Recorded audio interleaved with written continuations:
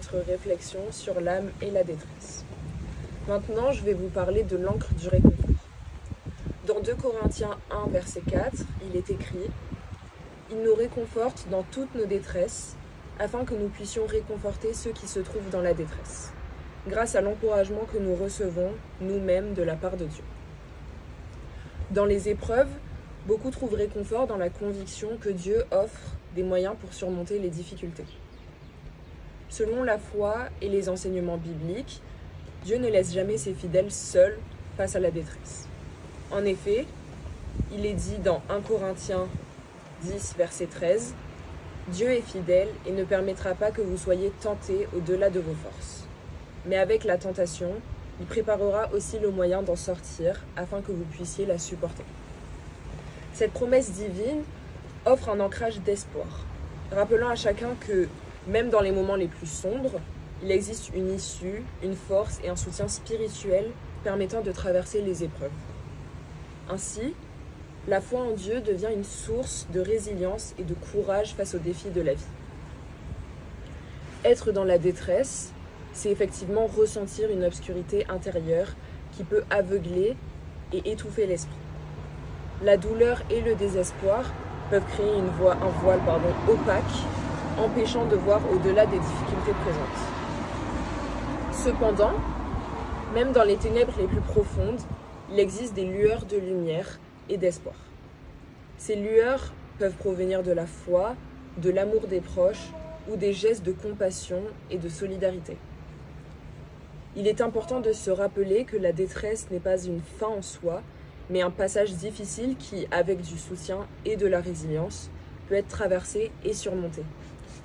La lumière au bout du tunnel peut parfois sembler lointaine, mais elle est toujours présente, prête à éclairer le chemin vers la guérison et la paix intérieure.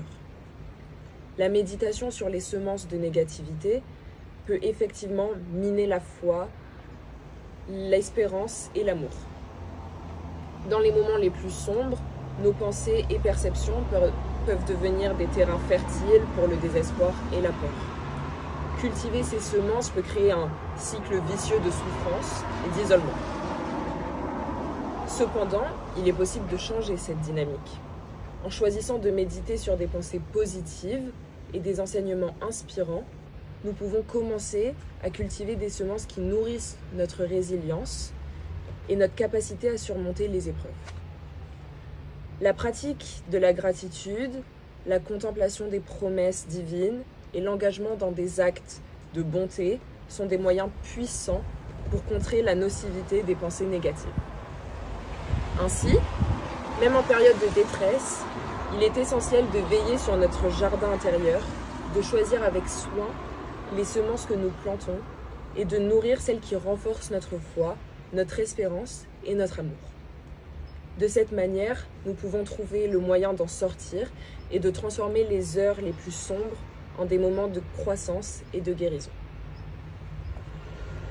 Venez à moi, vous tous qui êtes fatigués et courbés sous un fardeau, et je vous donnerai du repos, est écrit dans Matthieu 11, verset 28. Ainsi, toute âme en détresse est invitée à se réfugier en Yeshua, pour y trouver le repos de son âme. Ces paroles réconfortantes et ces enseignements offrent un havre de paix et de sérénité. En lui, vous pouvez trouver la force et l'espoir nécessaires pour surmonter les défis et les épreuves de la vie. Pratiquement, ce repos en Yeshua est de nature spirituelle et émotionnelle. Il s'agit d'un apaisement intérieur qui transcende les circonstances externes. Ce repos se manifeste par une profonde tranquillité d'esprit, un sentiment de sécurité et une confiance inébranlable en la bienveillance divine, conformément à sa parole. En se tournant vers Yeshua, on découvre un refuge contre les turbulences de la vie, un lieu où le cœur peut se reposer et où les inquiétudes peuvent se dissiper. Ce repos inclut également une dimension physique, car l'esprit influence positivement le corps. La réduction du stress et de l'anxiété peut se traduire par une meilleure santé physique, une énergie renouvelée et un sentiment général de bien-être. En outre, ce repos en Yeshua permet de trouver un équilibre sain entre les responsabilités de la vie quotidienne et le besoin de se ressourcer spirituellement. En fin de compte, le repos en Yeshua est une invitation à déposer ses fardeaux et à embrasser une vie remplie de paix et de joie et d'espérance. C'est une promesse de réconfort et de soutien accessible à tous ceux qui choisissent de se tourner vers lui. Dans Romains 8, versets 37 à 39, il est écrit « Au contraire, dans tout cela, nous sommes plus que vainqueurs grâce à celui qui nous a aimés. En effet, j'ai l'assurance que ni la mort, ni la vie, ni les anges, ni les dominations, ni le présent, ni l'avenir, ni les puissances, ni la hauteur, ni la profondeur, ni aucune créature ne pourra nous séparer de l'amour de Dieu manifesté en Jésus-Christ notre Seigneur. » Non, l'âme en détresse n'est pas déconnectée de la présence de l'amour de Dieu. Au contraire. Le texte souligne que dans les moments de détresse, il est essentiel de se tourner vers Yeshua pour trouver le repos et la paix intérieure.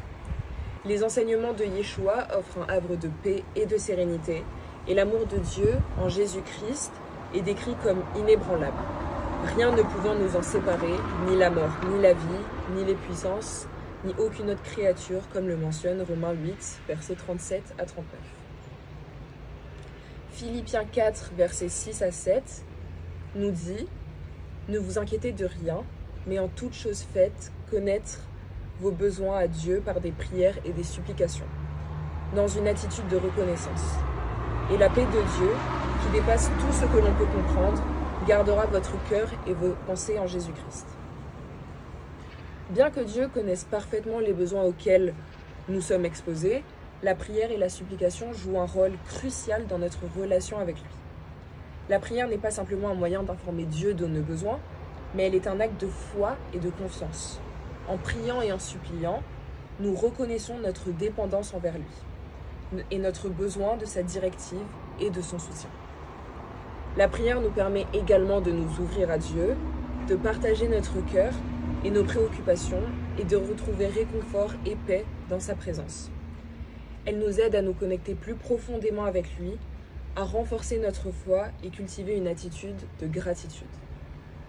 En outre, la prière est un moyen par lequel Dieu peut travailler en nous et à travers nous. En exprimant nos besoins et nos désirs, nous nous alignons avec sa volonté et nous permettons à sa grâce d'agir dans notre vie. La prière transforme notre cœur et notre esprit, nous apportant la paix qui dépasse tout ce que l'on peut comprendre, comme mentionné dans Philippiens 4, versets 6 à 7. Ainsi, même si Dieu connaît déjà nos besoins, la prière est essentielle pour notre croissance spirituelle et notre bien-être émotionnel et physique. Elle nous permet de cheminer avec lui, de recevoir sa paix et de demeurer dans son amour inébranlable.